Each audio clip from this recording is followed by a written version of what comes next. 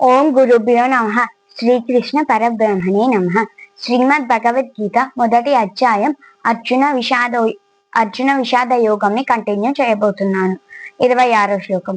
తత్రా పశ్యత్ స్థితా పార్థాన్ పితॄణద పితామహాన్ ఆచార్యాన్ మాతులాన్ భాతృన్ పుత్రాన్ పౌత్రాన్ సఖీంస్తదః.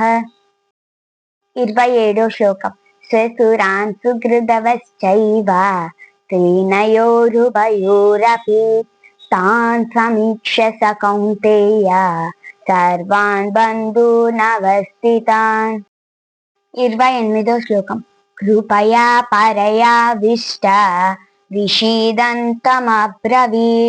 అర్జున ఉవాచ దృశ్యేమం స్వజనం కృష్ణ యుయుత్సం సముపస్థితం. 29వ శ్లోకం. సీదంతి మమ గాత్రాని ముఖం చ పరిశిష్యతి వేపదుష్ట శరీరేణే రోమహర్షస్య జాయతే.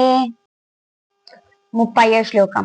గాంధీవాం సంశ్రతే హస్తాత్ తక్షైవ పరిదహ్యతే న చ శక్నోమ్యవస్థాతుం భ్రమతీమ చ మే మనః. నా ఛానల్ని సబ్స్క్రైబ్ చేసుకోకపోతే ప్లీజ్ సబ్స్క్రైబ్ చేసుకోండి.